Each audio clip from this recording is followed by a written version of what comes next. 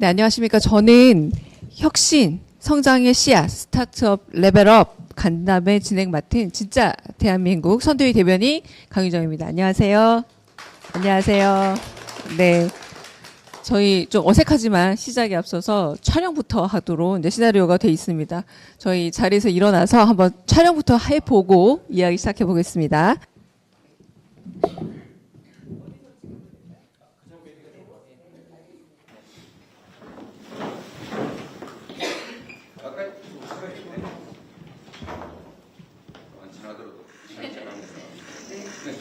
그리고 파이팅 하면서 한번 찍어보겠습니다. 파이팅! 네. 충분히 장님 촬영 다시 하겠습니다.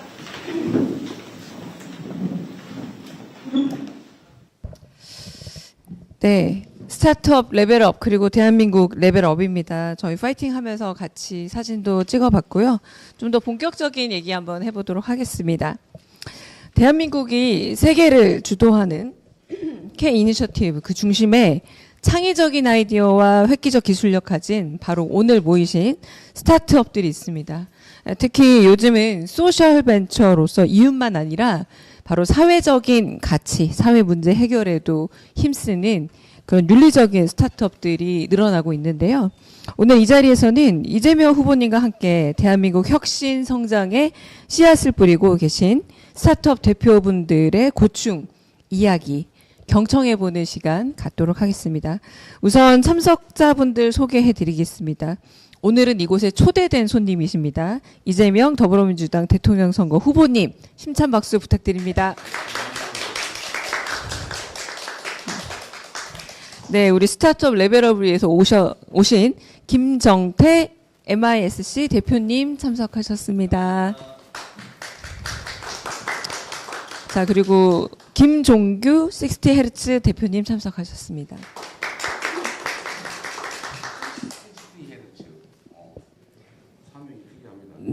네, 송인혁 유니크 굿 컴퍼니 네, 대표님 참석하셨습니다. 자, 윤석원 AI 웍스 대표님 참석하셨습니다.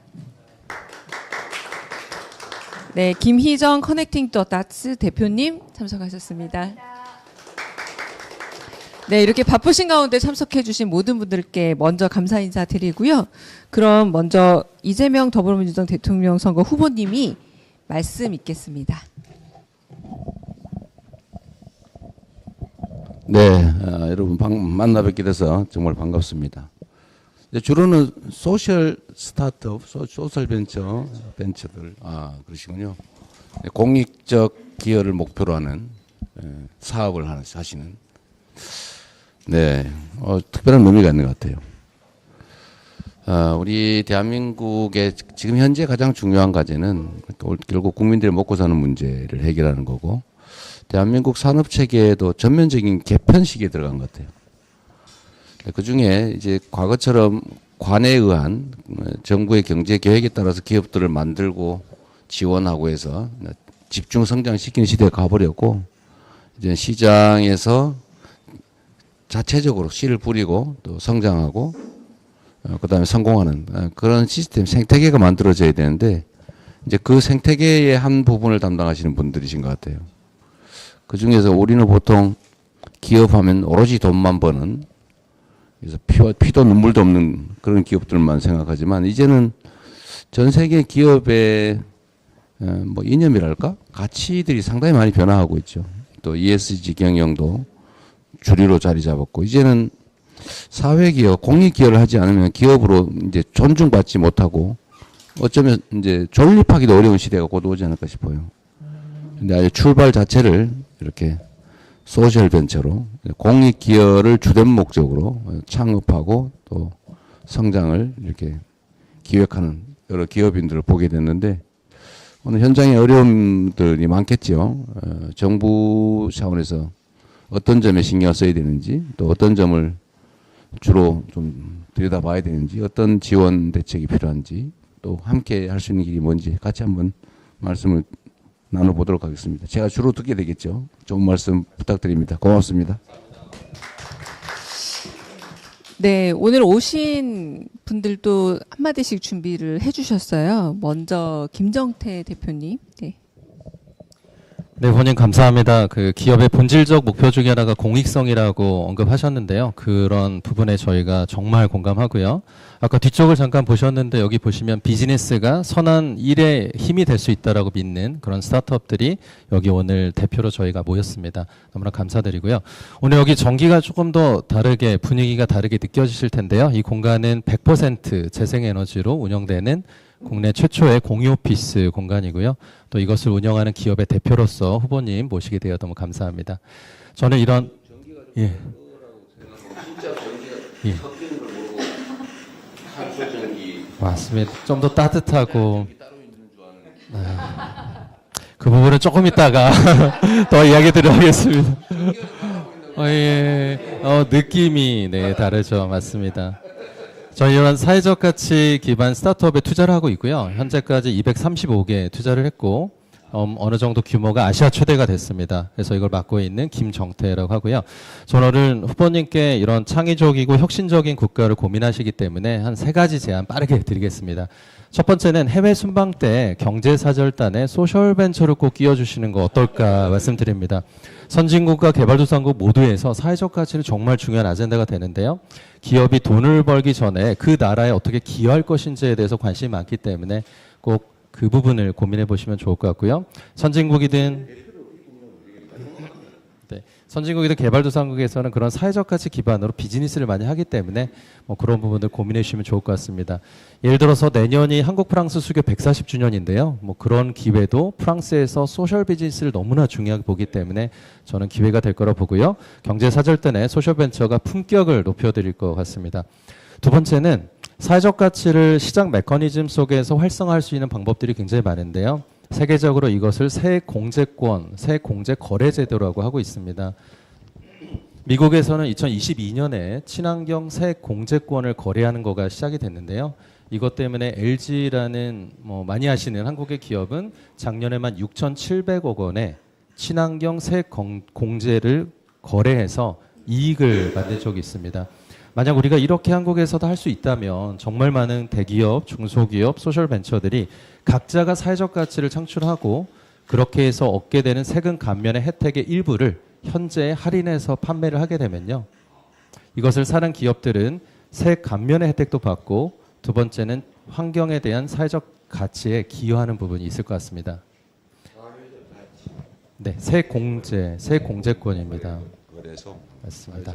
마지막 세 번째는 그 지역에 관심이 많은 걸로 알고 있는데요. 지역에 많은 투자와 펀드를 만드실 때 소셜벤처에 전용하는 펀드를 꼭 생각해 주시면 좋을 것 같습니다. 제가 얼마 전에 후쿠오카를 다녀왔는데요. 후쿠오카 시장님이 많은 기업들이 도쿄로 다 이전을 하는데 남아있는 기업을 봤더니 대부분이 사회적 기업과 소셜벤처라는 거죠. 그것 때문에 후쿠오카 시장님은 후쿠오카를 소셜벤처의 수도로 만들자라는 비전을 선언했는데요. 사실상 지역에서 일자리를 창출하고 많은 피로들을 채우는 많은 사회적 기업 소셜벤처가 지역에 나오는 펀드에 정말 집중할 수 있도록 도와주시면 감사하겠습니다. 네. 뭐 다 듣고 하면 좀 그렇고 그냥 네. 네네네. 청문회는 아니니까 잘 모르더라도 이해하시죠. 경청이니까요. 네네. 일단 해외 순방 때 주로 대기업 대표들만 가는데 중소기업은 모르겠지만 하여튼 소셜 벤처나 소셜 비즈니스 대표자를 좀 같이 가게 하자. 네, 기회를 주시면 적극적으로 진짜 검토해 보겠습니다. 사회적 가치 세액 공제권 거래소, 거래 허용 아니면 거래소. 맞습니다. 세액 공제 거래 제도를 도입하자 그 말이겠죠. 맞습니다. 세액 공제권을 거래하는 것까지 제도가 가능합니다. 아주 재밌는 필요한 것 같아요. 지역 투자 때 소셜 벤처나 사회적 기업에 지원을 많이 해라 그 말인가요? 그게 지방 균형 발전에 오히려 도움될 거다. 그 맞습니다. 말인가요? 지역에 많은 투자가 들어가는데요. 소부장, 소재 부품 제조 같은 장비 외에도 지역에 일자리를 창출하는 사회적 기업 소셜벤처에게 주목적으로 투자하는 펀드가 더 많아졌으면 좋겠습니다. 알겠습니다. 좋은 의견 같습니다. 네, 아까 이름이 재밌다고 말씀하셨던 60Hz 김종규 대표님 말씀도 들어보겠습니다. 네. 네, 안녕하십니까. 에너지 IT 회사 60Hz 대표 김종규입니다. 저희는 재생에너지 발전소나 전기차 같은 친환경 분산 전원을 IT 기술로 관리하는 가상 발전소를 만드는 회사입니다. 그리고 기업들을 대상으로 에너지 전환 서비스, 아리백 서비스도 하고 있습니다.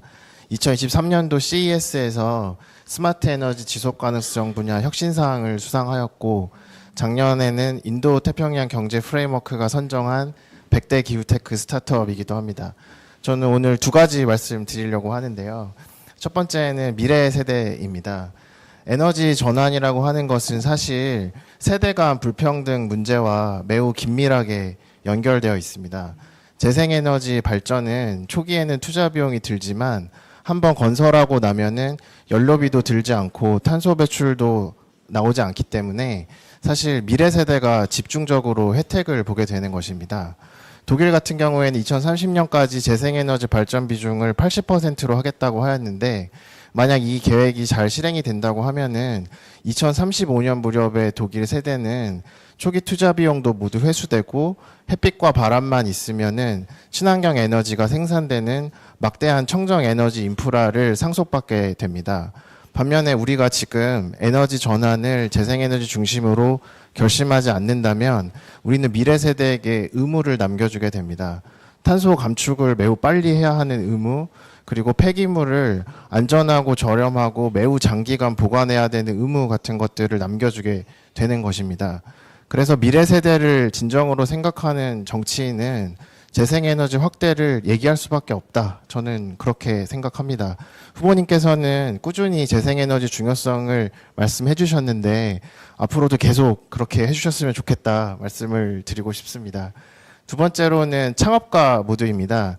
최근에 실리콘밸리에서 회자된 키워드 중에 하나로 창업가 모드라는 것이 있습니다. 이것은 관리자형 CEO하고 창업가형 CEO가 생각하는 것, 행동하는 것이 많이 다르다는 점에서 착안된 것인데요.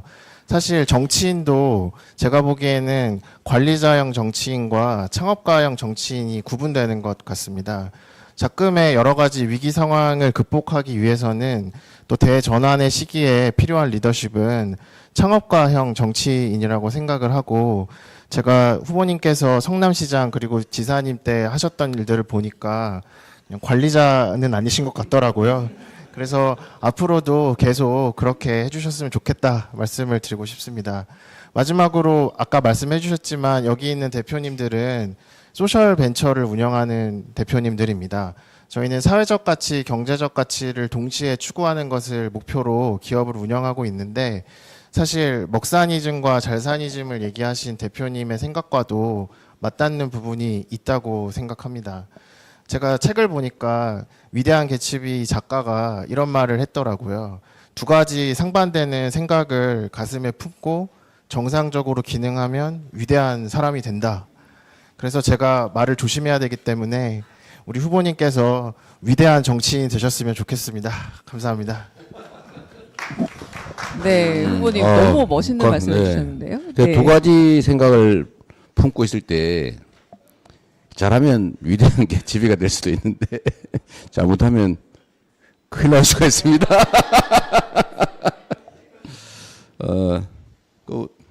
그 얘기는 한번 해주시겠어요? 가상 발전소를 연구, 운영 뭐 이런 걸 하시는가 본데, 그 일부에서 전기가 재생 전기가 따로 있고 원전 전기 따로 운영되는 줄 아는 사람들이 있어요. 나중에 좀 설명 한번 해주세요. 제가 하면은 또 거짓말을 해볼 가능성이 있어서. 한번 먼저 하시죠. 전기랑 다 섞이는 거다. 그리고 여기가 아리백 건물인데, 제가 들어오면서 물어봤거든요. 이거 자체 생산으로 도저히 이걸 다 감당이 안 될 텐데, 그래서 어떻게 재생에너지 100% 건물이라고 할 수 있냐. 근데 탄소 배출권을 구매해서 하고 있다는 건데, 이제 요 얘기를 하면 일부에서 그 전기가 재생에너지인지 아닌지 어떻게 하나 이럴 가능성이 있잖아요. 그것도 간단히 설명 한번 해주십시오. 간단히 설명하기가 굉장히 어렵지만 한번 해보겠습니다. 아니, 그분도 이해할 수 있게. 네, 일단 전기라고 하는 것은 기본적으로 빛의 속도로 움직이는 것이고 저장이 되는 것이 아닙니다. 그러다 보니까 말씀하신 것처럼 석탄화력, 원자력, 재생에너지, 전기를 물리적으로 구분하는 것은 불가능하고 생산 위치를 추적을 해서 어떤 발전원으로부터 전기를 공급받는지 상호 인정하는 형태로 전기 거래가 이루어지고 있습니다. 그래서 말씀하신 것처럼 원자력 따로, 재생에너지 따로 그렇게 전기가 있는 것이 절대로 아니고 빛의 속도로 움직이는 전기라는 것의 특성을 이해하지 못한 데서 오는 오해다 말씀을 드리고 싶고요. 그리고 재생에너지를 거래하는 방식은 국제적으로 크게 4가지 방식이 있습니다. 가장 쉬운 거는 발전소를 직접 짓는 게 있겠고, 두 번째로는 발전소랑 직접 계약하는 방식이 있고, 그리고 세 번째로는 재생에너지 공급 위치를 추적을 해서 인증서 거래를 하는 방식 같은 것들이 있습니다. 마지막으로 한국전력이 마련한 녹색요금제를 이용한 방식이 있습니다. 모든 글로벌 기업들은 이 4가지 재생에너지 조달 방식을 조합을 해서 아리백을 하고 있고, 한국도 이 4가지 방식을 조합을 해서 기업들이 아리백을 하는 것입니다. 따라서 이러한 거래 방식이 발생하게 된 이유를 잘 생각을 해보면 아까도 말씀드린 전기라는 것의 물리적 특성으로 인해 거래 방식이 그렇게 생길 수밖에 없는 것인데, 마치 이것을 오도해가지고 원자력 발전소로부터 전기선을 뽑아서 이 건물에 꼽아야 된다, 재생에너지 발전소로부터 전기선을 뽑아서 이 건물에 꼽아야 된다, 그런 식으로 생각하시는 분들이 있는데 그것은 잘못 생각하고 계신 것이고 무지의 결과다, 이렇게 말씀드릴 수 있습니다. 제가 이제 정치를 하는 사람이니까 더 간단하게 이 또 단순화하면 또 그걸 꼬투리 잡을 가능성이 있는데, 검수하면 제가 예를 한번 들어볼게요. 수돗물은 한강물을 원수로 한 수돗물 또는 그 금강을 원수로 하는 수돗물이 계통이 달라, 그죠? 수온이 달라. 그래서 이거 물이 다릅니다. 근데 전기는 섞여 생산하는 순간에 전력선에 인입되는 순간에 다 똑같은 전기가 돼버리죠. 구분이 안 되기 때문에 아까 말씀하신 대로 대한민국의 재생에너지가 9%가 생산이 된다. 그럼 9% 분량만큼을 거래하는 거죠. 양으로 하는데 추상적이죠, 그러니까. 그래서 그거를 그 중에 9% 중에 내가 1%를 쓰겠다고 하면 그 추가 비용을 주고 그걸 쓰는 걸로 치는 거죠. 예. 근데 그게 꼭 그 재생에너지 라인이 별도 있는 건 아니에요, 그죠? 맞습니다. 저희가 아까 그 언급하신 4개 중에 세 번째 방법으로 특정한 곳에서 나온 재생에너지를 구매한다라는 조건으로 산 건데요. 저희는 제주 한전 전선이 들어오는 맞습니다. 예. 어쨌든 그걸 좀 이해하라고 한번 해봤고요. 가상 발전소도 사실은 이해를 잘 못하는 경우가 있는데, 그것도 아주 간단하게 대중이 이해할 수 있게. 이게 사실은 재생에너지 사회에 제일 중요한 게 그 에너지 저장 시스템하고 가상 발전소잖아요. 이 두 가지가 핵심인데 간단하게 알아들을 수 있게 아무 설명 한번 해주세요. 네, 기존의 석탄화력이나 원자력 중심의 세상에서는 큰 발전소가 몇 개 있는 상황이라고 말씀드릴 수 있는데, 재생에너지나 전기차 같은 것들이 중심이 되는 세상에서는 작은 발전소가 굉장히 많이 있게 됩니다. 그래서 이것들을 효율적으로 관리하기 위해서 IT 기술을 활용을 해서 이 발전소들을 연결하고 관리하는 기술들이 나오게 되는데, 이것이 가상 발전소라고 하고, 이 가상 발전소는 작은 발전소들을 모아서 발전량도 예측해주고 에너지도 저장해주고 그런 서비스를 하는 업으로 해외에서는 굉장히 유망한 사업 분야로 발전하고 있습니다. 따라서 에너지 전환 과정에서 발생하는 여러 가지 문제들은 기술로 극복할 수 있고, 선진국에서는 그런 사례들이 이미 있는데 너무 두려워할 것이 아니라 저희가 더 빨리 전환을 가속화해야 된다 생각하고 있습니다.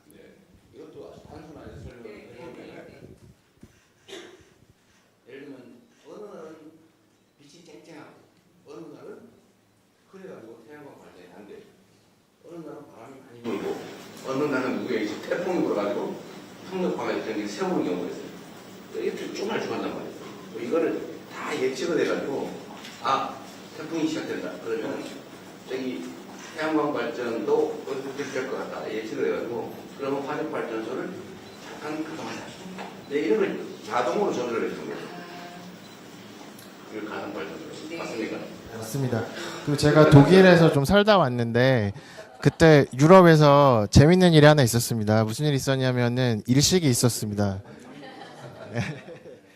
네, 일식이 있었는데 일식이라고 하는 거는 유럽 전역의 태양광 발전소가 동시에 꺼지는 극한적인 상황이지 않습니까?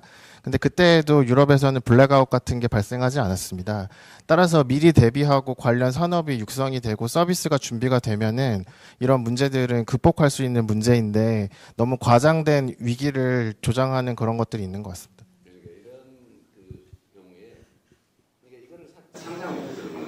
전국의 모든 이 에너지원을 다 전국의 모든 전기 배터리를 쓰는 자동차 이것도 맨날 빼쓰기만 하지만 갑자기 전국의 전기가 확 줄어들면 전기 가격이 확 올라갈 거 아니에요? 그러면 충전되어 있던 내 차의 전기를 팔 수가 있죠.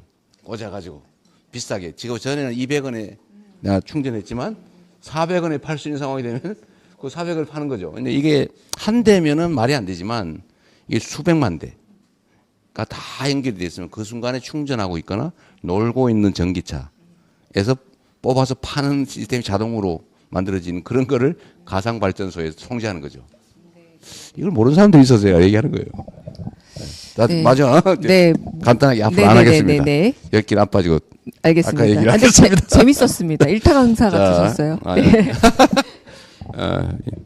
일단은 지금 말씀하신 것 중에 미래 세대에게 빚을 넘기지 말아야 된다. 이건 진짜 중요한 개념 같아요. 저는 이 생각 못 했는데, 우리가 미래 세대에게 부담을 주니까 연금도 어떻게 하자 이런 논란들이 있잖아요. 뭐, 그 훌륭한 문제 지적인데, 원자력 발전소 같은 시스템에 과도하게 의존하게 되면 이제 그 폐기물을 다 후손에게, 그 다음에 그 부담을 다 넘기는 거잖아요. 근데 말씀하신 것처럼 태양광 발전이나 재생 발전을 하면 몇 년 지나면 다 원가를 회수하고 나중에는 부담을 전혀 전가하지 않을 수 있다. 그러니까 미래에게 떠넘기지 말아야 된다. 그 말씀이신 것 같아요. 관점이 아주 좋으신 것 같습니다. 창업자, 관리자 모두는 이것도 재밌는 발언 같아요. 좋은 생각이시고요. 정치인들한테 이게 진짜 필요합니다. 관리는 행정가들이 하면 되거든요. 근데 정치를 하는 사람들이 자기가 행정가를 변모해버리는 경우가 있어요. 특히 대통령, 시장 이런 사람들은 원래는 행정가가 되면 안 되거든요. 행정가를 지휘하는 창업자형 이렇게 돼야 되죠. 근데 최고의 행정가가 돼버리면 발전이 없죠. 좋은 생각이십니다. 좀 노력할게요. 그렇게 봐주시니 감사드리고요. 개츠비 네, 좋은 말씀. 네. 네. 피츠럴드의 말씀을 인용하신 걸로, 네, 개츠비가 아니라, 네, 네, 문학 전공이다 보니까, 네, 개츠비를 쓴 피츠제럴드의 말이다. 왜냐하면 개츠비는 결론이 안 좋아서 저는 네, 피츠제럴드의 말만 듣겠습니다. 세 번째 유니크 굿 컴퍼니 손인혁 대표 말씀도 한번 들어보겠습니다. 네.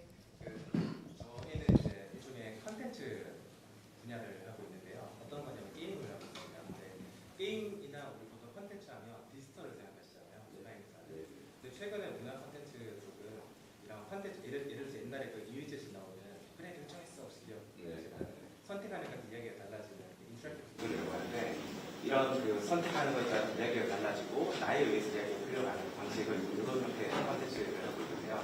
근데 재밌는 거는 기존의 그 설명서기고 시청하는 콘텐츠들 이제는 기존에 그냥 읽고 시청하는 콘텐츠들이 지금은 기술이 더해져서 이제 게임처럼 할 수 있는데 네. 근데 여기에 이제 공간이 만나면서 완전히 새로운 산업이 있잖아요. 예를 들어서 이제 혹시 옛날에 읽고 듣고 시청하는 데서 내가 행동하고 참여하는 거네. 그래서 뭐 예를 들어서 뭐 갑자기 전화를 와서 전화를 받았더니 그런 감시들이 있어.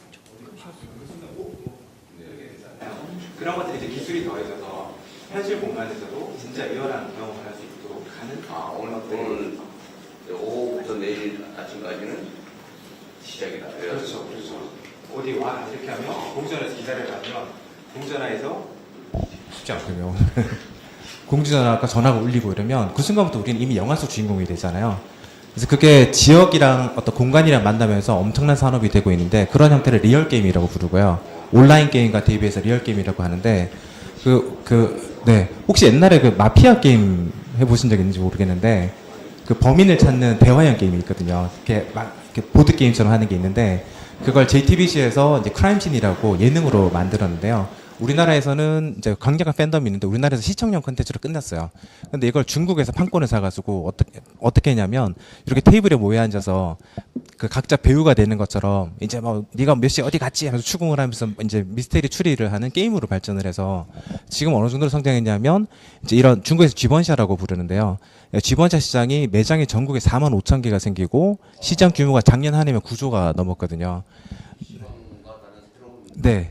맞습니다. 3대 엔터테인먼트, 오프라인 엔터테인먼트가 됐는데, 그들도 그런 걸 하면서 한 이야기가 결국 이 원천은 다 한국의 IP라고 이야기를 하거든요. 근데 우리는 거기서 그냥 방송만 하고 끝나는 거예요. 근데 이게 공간을 결합을 하니까 어떤 일이 생기냐면, 지역에 버려져 있는 공간들이, 사실 우리는 흥미로운 스토리가 중요한 거지, 공간이 낡았냐, 새거냐는 전혀 중요하지 않거든요. 이야기가 더 중요하잖아요. 네. 그래서, 네, 맞습니다. 네, 맞습니다. 이따 좀 드리면 더 재밌는 이야기가 있는데, 그러니까 저희가 이제 이런 거를 누구나 약간 로블록스, 온라인에서 하는 로블록스 게임처럼 누구나 현실 공간에서 이런 인터랙티브 게임들을 만들어서 현실 공간에서 함께 놀 수 있는 걸 만들면 좋겠다라고 해서 저희는 저작 도구를 만들어서 곡성 말고도 이미 저희가 전국 100개가 넘는 지역에서 이렇게 게임을 유통을 하고 있는데요. 저희 이 메리히어라고 하는 그 아리백 건물의 2층에 보면 저희가 70평짜리 작은 공간이 있는데요. 그냥 보면 미스테리 호텔 같은 컨셉의 세트장인데 여기 그냥 빈 공간이었거든요. 근데 여기가 연간 15만 명이 돈을 내고 오는 곳이 되고요. 그리고 이제 버려진 곳에 흥미로운 게임들을 만들었을 때 사람들이 쏟아져 나오는데 예를 들면 지사님 근무하셨던 예청사 기억하시죠? 거기가 이제 청사가 이전하면서 좀 굉장히 좀 어려운 상황이었잖아요. 근데 거기에 저희가 도청. 네, 그래서 거기에 아예 세계 최대 규모의 집객 이벤트를 열어서 작년 1월에 세계 기네스북에 등재가 됐습니다. 그래서 지자체 최초의 기네스북 기록이 등재가 될 정도로 결국 공간이 낡고 버려지는 문제가 아니라 그곳 사람들이 즐길 수 있는 스토리가 있으면 사람이 얼마든지 몰려온다는 걸 입증해 보이고 있고요. 네. 그래서 이 분야가 세계적으로 40조 이상 규모로 성장했는데 반면에 웹소설 웹툰도 잘 되고 있지만 사실 시장 규모 1조 원 정도 규모잖아요. 그러니까 이제는 공간이랑 지역 공간이랑 만나면 엄청난 시너지가 일어나고 그래서 우리가 보통 영화, 드라마, 예능 이런 것들이 오히려 지역의 공간, 해외의 공간이랑 결합을 했을 때 그야말로 새로운 문화 콘텐츠 산업이 될 수 있다고 보고 저희 그 사업을 하고 있습니다. 그래서 저희는 리얼월드라고 하는 이름으로 이런 리얼월드, 현실 세계라는 뜻을 버추얼이 아니라 현실 세계를 가지고 증강현실, AI, 뭐 챗봇, 전화송수신 이런 것들이 결합돼서 진짜 영화 속 경험이 되게 만들어주는 그런 걸 누구나 만들어서 할 수 있도록 하는 일들을 하고 있는데요. 좀 드리고 싶은 이야기는 어떤 거냐면 우리 지역에도 보면 그러니까 저희도 이 지역을 하면 전국에 100개 넘는 지역이 있고 저희의 컨텐츠가 이 야외 기준으로 시장의 97%를 차지하고 있을 정도로 이제 지배를 하고 있는데 문제는 뭐냐면 사실 지역에 이런 컨텐츠가 입혀지고 그것에서 그 지역에 있는 분들 공공이든 민간이든 수익을 계속해서 만들어갈 수 있는 생태계를 만들어야 되는데 우리나라 공공은 어떻게 되냐면 다 그냥 공간을 조성하는 돈 어마어마하게 들이고 그런 다음에 좀 컨텐츠 뭐 없어요 이런 상황이거든요. 사실 컨텐츠가 경험을 규정하는 건데 우리 웹소설 웹툰 영화는 다 그렇죠. 껍데기를 만들어 놓고 여기에 틀어놓으면 영상을 틀어놓으면 사람들이 온다? 전혀 아니거든요. 그렇죠. 그래서 그런 형태의 생태계를 만드는 데 있어서 좀 더 관심을 가져주면 좋을 것 같고 좀 아직은 그런 제도적으로나 또 그런 게 좀 어려운 게 많고 마지막으로 실제로 이런 문화 콘텐츠 산업 하는 쪽은 지금 정부가 AI다 뭐다 해서 또 엄청난 투자를 한다고 하는데 이런 것들이 훨씬 지역의 생태계에 영향을 많이 줌에도 불구하고 이런 일들을 하는 소셜 벤처들이 실제로 뭐 투자라든지 대출 뭐 보증이라 이런 것들이 굉장히 사실 어렵게 돼 있거든요. 이런 게 열리면 저는 거꾸로 우리 IP를 가지고 한국은 물론 이거 세계를 지배할 수 있는 그런 세상이 온다고 생각합니다. 제가 아주 각별히 관심 있는 영역인데, 그러니까 우리 대한민국의 이제 산업을 대대적으로 재편해야 되는데, 이제 그 중에 이제 AI 첨단 기술 산업 분야, 그거 뭐 너무 당연한 거고, 그거 뭐 피할 수 없는 거니까요. 그 다음에 재생에너지로 전환하는 거. 그 다음에 제가 세 번째 제일 중요하게 지금 관심 가지고 하겠다고 공언한 게 문화산업이죠. 근데 문화산업은 사실은 좀 막연하긴 한데 이거는 지역 균형 발전이나 지방 발전이라는 아이템에도 상당히 부합하는 것 같아요. 각별히 한번 관심을 가져볼 필요가 있을 것 같습니다. 네. 어쨌든 결국은 이제 문화산업은 창작 지원, 투자, 개발, 인력 양성 뭐 등등인데 지역 자원 개발이라는 측면도 아주 상당히 의미가 있어 보입니다. 재밌네요. 어이? 이거 뭐예요? 이게 뭡니까?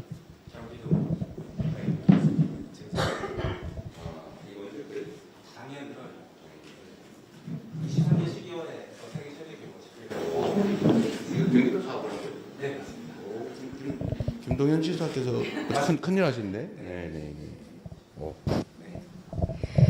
네, 저희가 이제 점점 흥미로워진 얘기이기 때문에 나머지 두 분 말씀도 얼른 들어봐야 되겠습니다. AI웍스 윤석원 대표님 말씀도 들어보겠습니다. 네. 네, 안녕하세요. 저는 방금 소개받은 윤석원이라고 합니다.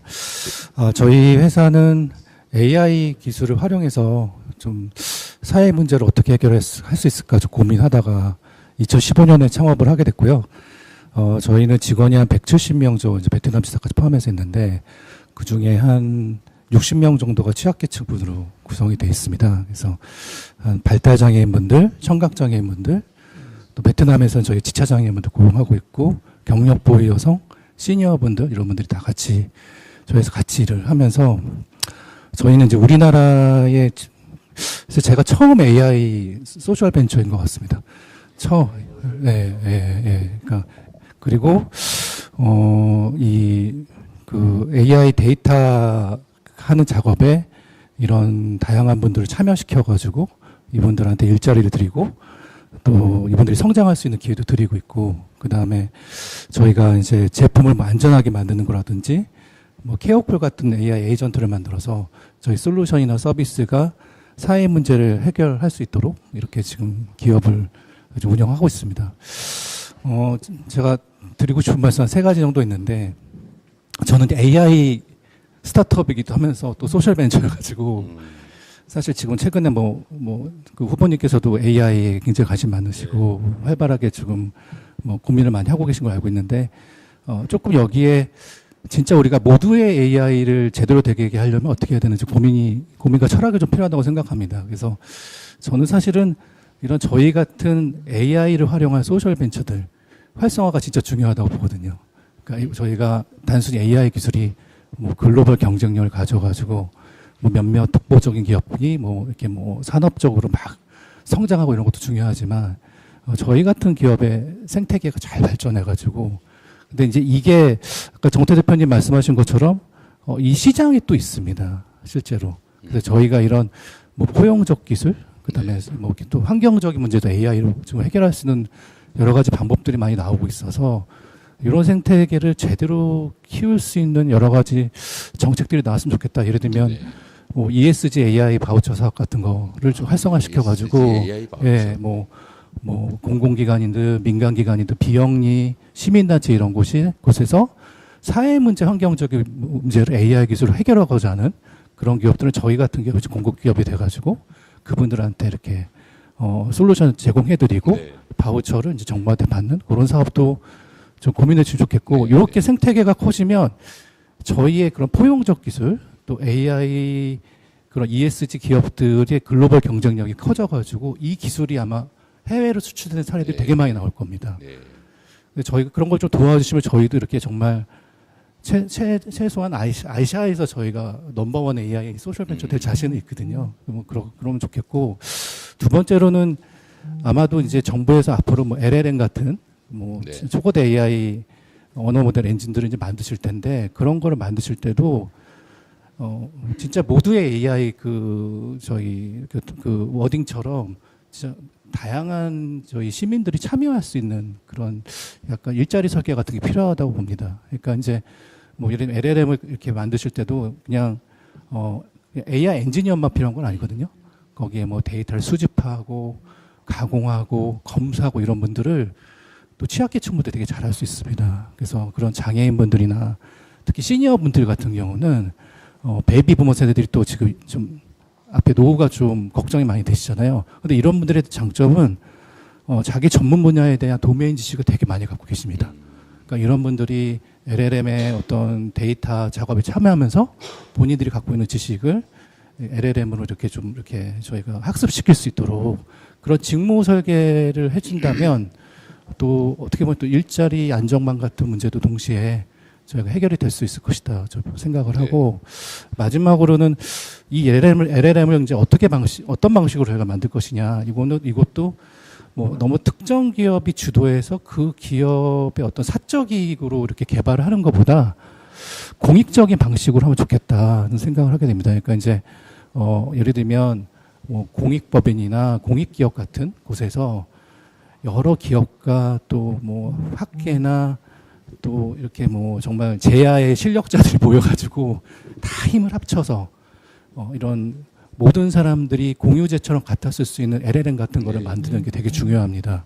그래서 이런 오픈소스 기반의 생태계를 활성화시켜 주시고 그런 거를 정부에서 많이 지원을 해 주셔야 이게 오픈소스 기반 이렇게 선순환이 이루어지거든요. 안 그러면 이제 이게 LLM이 또 특정 기업한테 또 이렇게 종속되고 결국에 그 기업이 뭐 처음에는 오픈소스처럼 이렇게 저희가 좀 개방하면서 마치 이렇게 오픈 이노베이션 하는 것처럼 하겠지만 종국에는 본인들의 또 이익을 위해서 좀 그런 라이센스 정책도 바꿀 수 있고 그렇기 때문에 뭐 그런 오픈소스 기반의 공익적인 방식의 LLM 개발 그러려면 조금 뭐 그러니까 공익 기업이나 공익법인 같은 이런 곳에서 LLM 개발을 주도해도 좋겠다. 뭐 그런 생각도 좀 해봐서 좀 말씀드리게 됐습니다. 네. 뭐 여러 가지 좋은 말씀 주셨고요.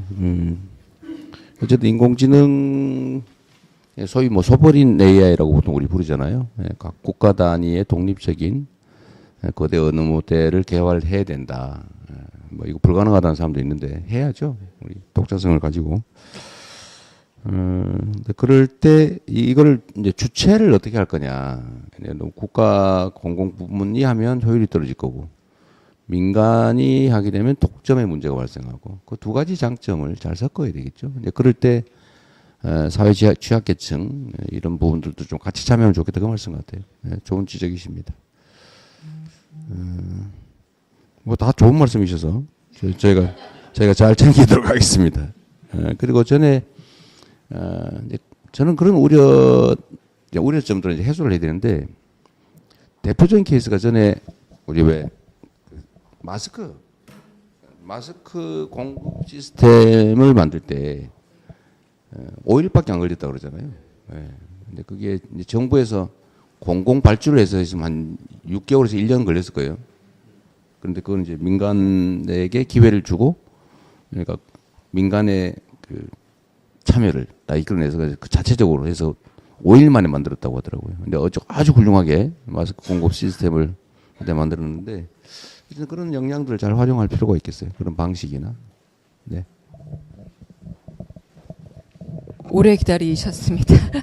커넥팅 더 자츠 김희정 대표님 말씀 들어보고 그리고 오늘 이제 후보님 말씀도 대답 들어보겠습니다. 네. 안녕하세요. 아이돌봄 서비스 째깍악어를 운영하고 있는 커넥팅 더 자츠 대표 김희정입니다. 째깍악어는 이제 앱을 통해서 내가 필요한 공간과 시간으로 아이돌봄 선생님을 부르면 아이를 돌봐주고 또 그게 꼭 가정뿐만이 아니라 뭐 상업시설, 아파트 커뮤니티, 호텔 이런 혹은 기업의 어떤 공간에서도 아이돌봄이 필요할 때 이제 서비스를 제공하고 있는 그런 육아 스타트업입니다. 약 32만 명 정도의 부모님 회원과 20만 명 정도의 선생님 회원들이 이 서비스를 고도화하면서 이제 잘 활용하고 계시는데요. 한 10년 전쯤에 저도 육아와 일을 병행하는 게 너무 힘들어서 이 문제를 좀 어떻게 기술로 해결할 수 없을까라는 생각으로 창업을 했고요. 하지만 여전히 이 육아 돌봄 공백과 여성의 경력 단절 그리고 저출생 문제까지 이 문제는 해결이 되지 않고 오히려 심화되고 있는 점이 참 안타깝게 생각합니다. 최근에는 이 돌봄이 육아에만 국한되지 않고 어르신 그리고 또 반려동물도 이제 어떻게 보면 가족이다 보니까요. 이제 아파트 층간 소음이 아이가 아니라 강아지 짖는 소리가 될 정도로 심각한 사회 문제의 조짐이 사실 또 보이고 있고 이렇게 좀 돌봄을 확장하고 있는 스타트업입니다. 네. 민간 자본시장에서 약 300억 정도의 투자를 유치를 하면서 나름 이 기술과 혁신성을 인정받으면서 또 부모님들 그리고 각 지자체들도 저희한테 협업을 굉장히 많이 요청하고 이렇게 사업을 하고 있는데 오늘 좀 요청드리고 싶은 거는 이제 한 3가지 정도인데요. 먼저 제가 투자를 유치하거나 이런 자본시장에서 가장 많이 받는 질문이 아이가 줄고 있는데 시장이 주는 거 아니냐. 자본시장에서 할 수 있는 시장성에 대한 질문이죠. 그리고 두 번째는 정부도 돌봄을 하는데 정부랑 경쟁을 하냐. 이런 질문. 어떻게 보면 사회적 기업들이 가장 많이 받는 질문입니다. 정부와 영역이 겹치는데 경쟁이냐. 근데 지금 오늘 후보님 느끼셨겠지만 저희는 이 문제를 정부와 같이 풀고자 만드는 기업가들이거든요. 근데 기업이 성장을 하려면 시간을 돈으로 사다 보니 자본을 유치하다 보면 이 자본의 시장에서의 기준과 이 사회 문제를 해결하는 이 기준, 그러니까 특별한 조금 기준이 필요합니다. 이게 없던 컨셉이거든요. 네, 그래서 그런 그 기업으로서의 다음 스텝, 제가 다음 스텝 이제 상장 요구를 받고 있는데요. 투자자들로부터. 어떤 얘기를 듣냐면, 애들은 줄지만 영어 유치원은 잘 되던데, 과외 잘 되던데, 그걸로 좀 피벗 하시는 게 어때요? 들을 수 있는 질문이지만 그럼 저는 이제 처음에 이 사업을 시작했던 그 취지와 조금 갈등이 되는 겁니다. 그게 굉장히 현실적인 문제거든요. 초기의 스타트업 육성에는 그래도 정부가 마중물이 많이 나와 있는데요. 더 성장해서 큰 소셜 임팩트 유니콘을 만들기에는 조금 더 정부의 관심이 필요하지 않을까. 이게 첫 번째 저의 부탁 말씀이고요. 두 번째는 예전에는 이 사업이 워낙 공공의 성격이 강하다 보니까 정부가 직접 하거나 혹은 비영리 사업 주체들이 이런 일들을 굉장히 많이 했습니다. 돌봄이라는 영역이. 그런데 이제 소셜벤처라고 하는 좀 독특한 형태의 기업들, 이윤을 추구하고 기술로 혁신을 하지만 공공 영역에서 플레이하고 있는 이런 소셜벤처에도 그런 부분을 조금 자격을 완화해 주셔서 사업에 참여할 수 있도록 해주시면 좋겠습니다. 뭐 예를 들면 여성가족부 아이돌봄 사업이 최근에 이제 입법하면서 민간의 참여를 지금 하는 거를 지금 준비 중에 있거든요. 그런 식으로 지방에 가도 공간 사업을 운영할 때 주로 이제 비영리 재단이 그 사업을 아이돌봄 사업을 운영을 하는데 민간 이런 소셜 벤처들 중에서도 너무 영리를 추구하지 않으면서 혁신적으로 고객에게 높은 만족도를 줄 수 있는 서비스라면 정부는 기준을 제시하고 민간은 실행을 하는 그런 공공과 민간의 어떤 협력 모델이 이 저출생 육아 돌봄 문제 앞으로 더 고령 사회를 가면서 이 돌봄 문제 더 심각해질 텐데요. 이런 혁신을 하는 소셜 벤처들이 참여할 수 있도록 같이 협력하는 구조를 좀 만들어 주셨으면 좋겠다라는 게 두 번째 제 부탁 말씀이고 세 번째로는 이 돌봄 수요자 입장에서 저도 사실 돌봄 수요자입니다. 아이를 키웠고 최근에는 저희 아버지가 이제 장기요양보험 등급을 받으시면서 네, 어르신 돌봄에 대한 그걸 느끼는데, 굉장히 많은 지자체가 요즘 최근에 우후죽순으로 지자체만의 돌봄 사업을 많이 합니다. 중앙정부도 하고요. 그런데 이 실제 이용해야 되는 수혜자는 무슨 서비스가 나한테 가능한지 알 수도 없고요. 신청을 하고 싶어도 디지털 취약계층이나 이런 분들은 더 어렵고요. 그래서 좀 한 곳에 모아서 시간이 걸리시더라도 내가 내 정보를 입력하면 내가 받을 수 있는 혜택, 복지 이런 것들이 칸막이 행정이 되지 않도록 좀 중앙정부에서 통합해서 좀 해주시면 수혜자분들도 굉장히 좋은 복지를 체감하실 수 있을 거라고 생각이 됩니다. 네, 제가 너무 따다다닥 말씀을 드렸나요? 아니요. 제가 저도 뭐 여러 아이디어들이 좀 떠오르는데 그 마지막에 말씀하셨던 거 있잖아요. 정보 부족.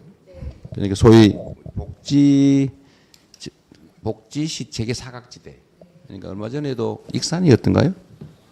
그러니까 지원 대상자인데 본인들이 모르거나 또 신청을 했는데 뭐 절차가 복잡하거나 뭐 이래가지고 지원을 못 받다 보니까 결국 모녀가 극단적 선택을 했다고 하잖아요. 그런 경우가 참 많아요. 누군가가 이제 극단적 선택을 하고 막 시끄러워져서 분석을 해보면 지원 대상자인데 왜 지원을 안 해줬지? 뭐 의료 지원이든 뭐 생계 지원이든 주거 지원이든 뭐 온갖 지원 제도 있잖아요. 근데 이 사람이 지원 대상자인데 그 지원을 못 받고 결국은 정말 살기 어려워서 극단적인 선택을 하잖아요. 이거 정말 황당한 일이거든요. 그러니까 국가에서 이 지원 정책을 가지고 있는데 몰라서 혜택을 못 받는다.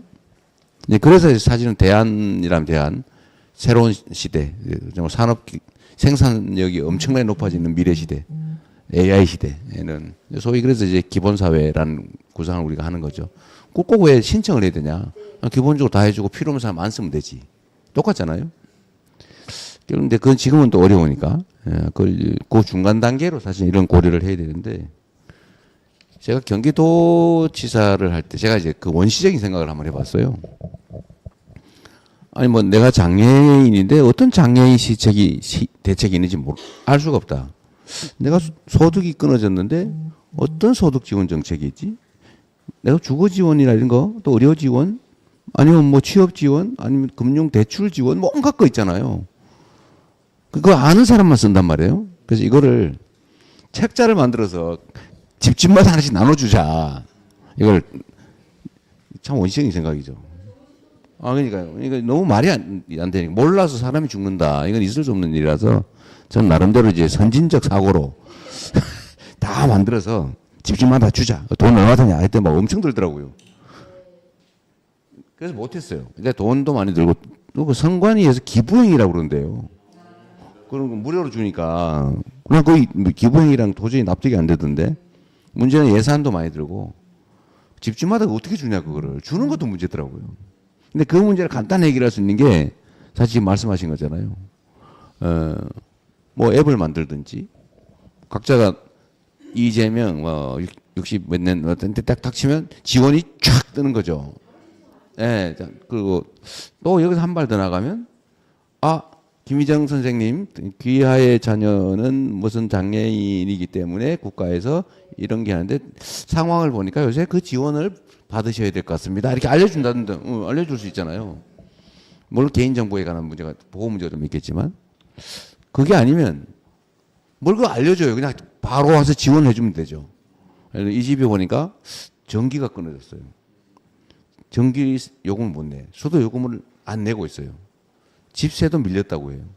그러면은 자동으로 이 사람에 대한 복지 정책은 지원이 가능한 따뜻하게 있으면, 그래가지고 그거를 입금을 시키주든지 띵동 눌러서 음식을 갖다 주든지, 원래는 그래야 되는 거잖아요.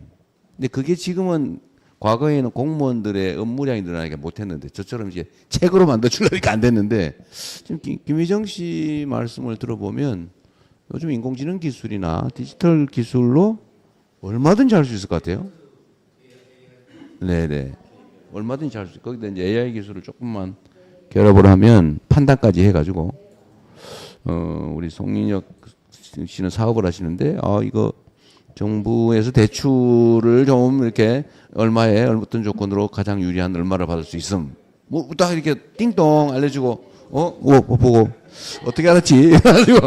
이러면 사실 사회 효율성이 엄청 올라갈 것 같아요. 좀 훌륭하신 거. 그럴 것 같아요. 저는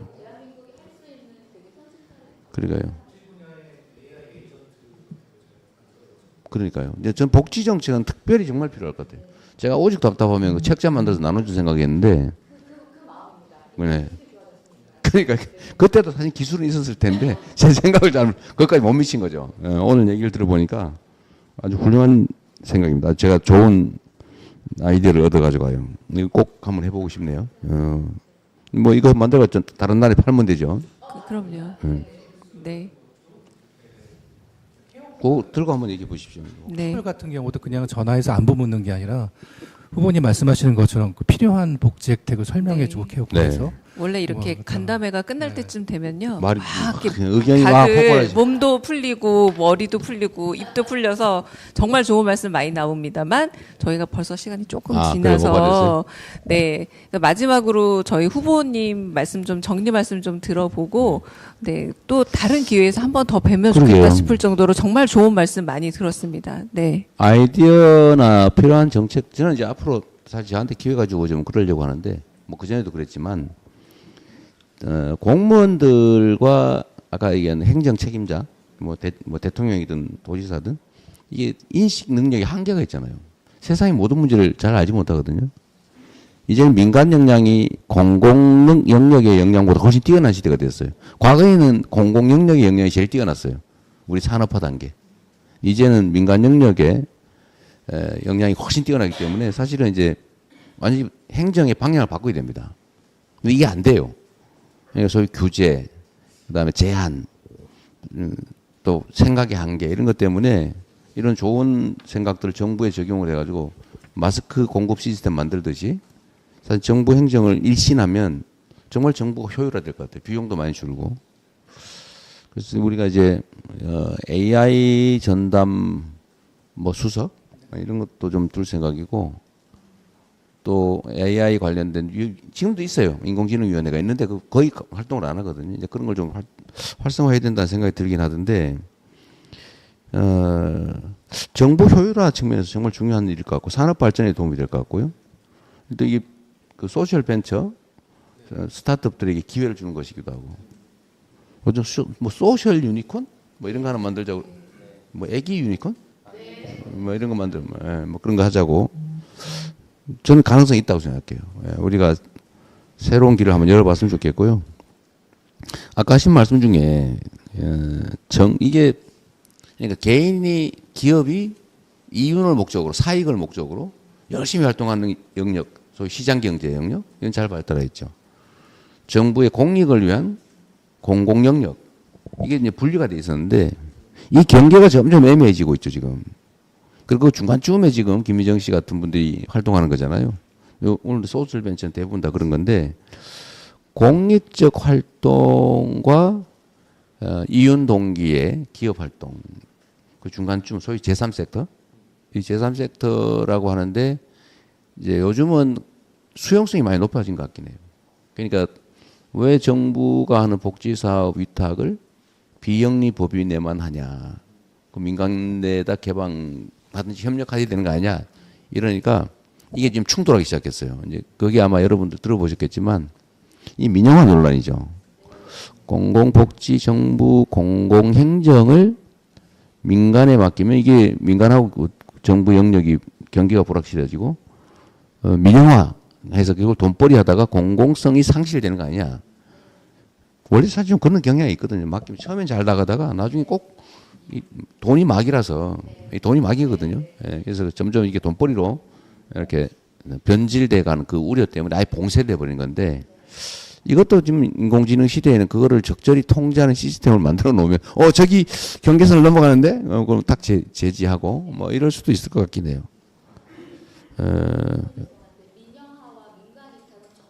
물론 지금도 민간 위탁은 많이 하죠. 근데 위탁을 하는데 거기를 비영리에게 맡기잖아요.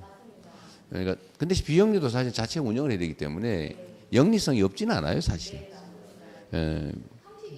그러니까 그렇죠. 그러니까 그게 그냥 이윤을 목적으로 하는 민간 기업이냐, 공익을 목적으로 하는 소셜 기업이냐, 그 경계들이 점점 애매해져 가는 거죠. 그러니까 이 경계선들을 잘 정리해야 되지 않을까 싶어요. 그래서 이런 논란이 있다. 그러니까 이 말씀은 일리는 있으신데 복지 수혜자나 이제 복지 정책 종사자들 입장에서 이거 나중에 통째로 정부가 넘어가는 거 아닐까. 막 그런 우려를 하는 거예요. 그냥 아예 원천 봉쇄해 버리자. 그런 걱정들. 왜냐하면 이제 불신이죠. 불신. 어쨌든 그런 불신들을 넘어서서 신뢰하고 선을 넘으면 통제하고 관리할 수 있는 시스템을 잘 갖추면 가장 효율적인 공공행정 이게 민간의 사업 아이템으로도 기능하고 또 고용도 늘리고 뭐 그런 사회로 같이 가면 좋겠습니다.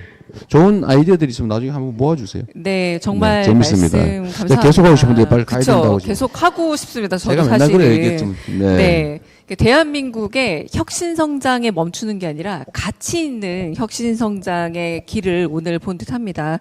이것을 오늘 모든 순서 아쉽지만 마치도록 하겠고요. 함께해 주신 여러 고귀한 의견을 주신 우리 대표님들 매우 감사하고 그리고 우리 후보님의 의견도 매우 좋은 의미가 되어서 순환들이라 여겨집니다. 오늘 함께해 주신 여러분 모두